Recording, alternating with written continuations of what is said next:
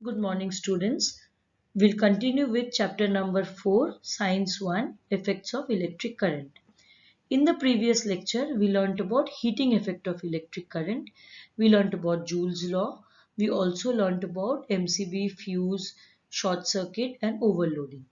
Now we will start with magnetic effect of electric current. For that, there is an experiment setup given over here. Let us understand the experiment setup. Now it's written over there that connect the circuit as shown in the diagram. Connect a copper wire thicker and straight as compared to the other connecting wires between A and B. Means you have a circuit. If you see A and B is the wire which is thicker than the other three sides of conducting wire. Keep a magnetic needle adjacent to the wire. Now, if you look at the circuit, you can see the positive terminal, you can see the negative terminal, you can see the arrow showing that the current flowing from positive to negative. You can see there is a plug key and there is a magnetic needle which is kept close to the conducting wire AB. The south pole is near A and the north pole is near B. Now keep the plug key open in the circuit and observe the direction of the needle. Open means no electricity is passing through it. Then close the plug key and observe the direction of the needle. What do you notice? That is the first question. So what did we do? We see that when there is no electricity flowing, there is no movement of the magnetic field. But once we close the key and electricity starts moving, then we see there is a deflection or deviation. Or in simple words, we see that the magnetic needle starts moving. So the first question is, what do you notice? Once the switch is closed, the current starts flowing through the circuit. The compass needle is deflected from its position. Deflected or deviated means the needle starts moving. Now interchange the connection. Now look at the diagram again. See on the left hand side positive and negative, and whereas on the right hand side the direction the wire starts changing. And once we interchange the direction, the movement of the current changes. Look at the arrow.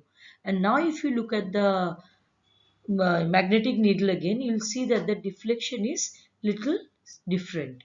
See the next question. Now interchange the connecting wires connected to the cell and observe the direction of the magnetic needle. Then there is a continuation question. Do you notice any relation between the direction of the current and the position of the needle? There are two parts to the question. So we'll answer the first part. If the current is flowing from A to B, that means when in the first case, when the current was going from A to B, that is south to north of the magnetic needle, then the south pole of the compass moves away from point A. The south pole is going away from point A and north pole goes towards the point B. In the second case, when we interchange that, when the magnetic needle is held near a conductor through which the current moves from south to north direction, then the south pole of the magnetic needle deflects towards the east, and if the current flowing from north to south, the south pole of the needle deflects towards west. That means in the first case, if you see the south pole is going away from A and north pole is going towards B. Whereas as you change the current, it becomes just the opposite. The south pole starts getting attracted towards A, and whereas the north pole starts going away from B. What do you learn from this particular experiment? We learn that whenever current flows through a wire, magnetic field is produced around it. Because we have learned magnetism in the lower class, and we know that magnetic needles deflect or change their direction. So because of the current, there is a magnetic field being formed, because of which the needle or the north pole or the south pole gets deviated. So in the previous experiment, we proved that whenever current flows through a conductor, a magnetic field is produced around it. So we will be studying little bit more regarding this particular point. Now look at this diagram given over here.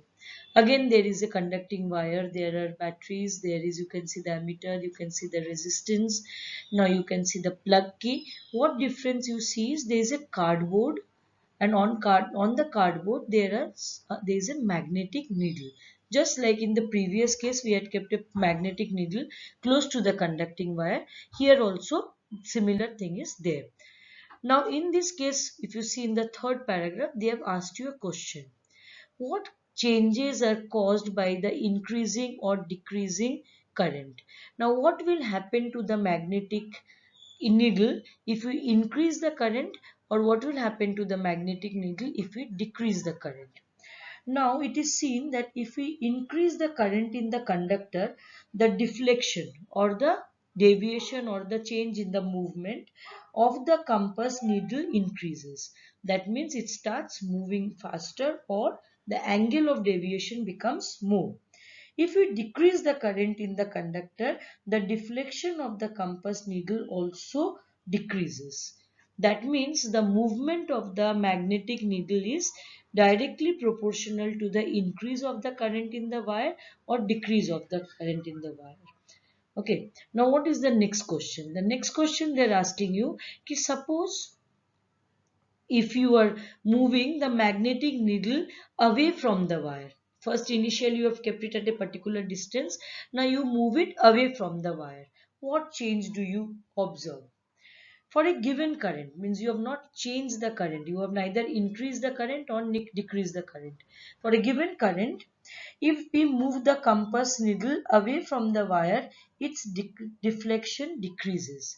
Means the further the magnetic needle goes away from the conducting wire, its deviation or its deflection reduces.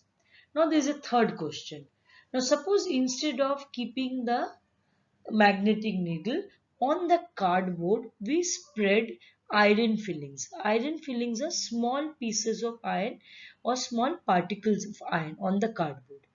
And then we see that as the current starts passing through the wire, the iron filling starts arranging themselves in a circular manner around the wire. Now, why does this happen? Now, the magnetic field produced due to the electric current exerts its influence in the region surrounding it. Therefore, the iron filling experiences a force.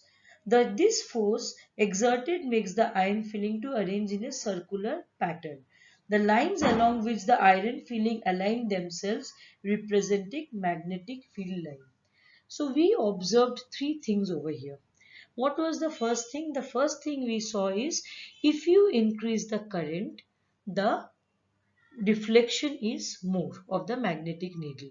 If you reduce the current, the deflection is again less. If you are taking the magnetic needle away from the conducting current, its deflection decreases. And the third thing we saw that if there is iron filling, they start forming or arranging themselves in lines. So what do we conclude from here? We conclude that whenever there is a electric current carrying conductor, it produces a magnetic field around that conductor. If the current is unchanged, this magnetic field reduces as the distance from the wire increases. Means it is inversely proportional to the distance. Therefore, the concentric circles represents the magnetic lines of force are shown bigger and rarefied as the distance from the wire increases. If the current through the wire is increases, the intensity of the magnetic field also increases. So we learned that a current carrying conductor always produces a magnetic field around it.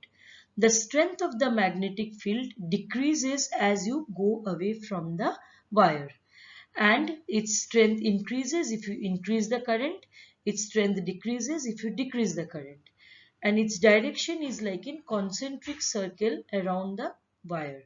So to understand this concept, there is a rule called as right hand thumb rule. Now this rule helps us to find out the direction of the magnetic field produced by a current flowing through an electrical conductor. So the rule states that imagine that you have held the conductor in your right hand in such a way that your thumb is pointing in the direction of the current. Then turn your fingers around the conductor. The direction of the finger is the direction of the magnetic lines of force. You can look at the diagram for understanding. The thumb is pointing towards the current direction and the curled finger is showing the direction of the magnetic field.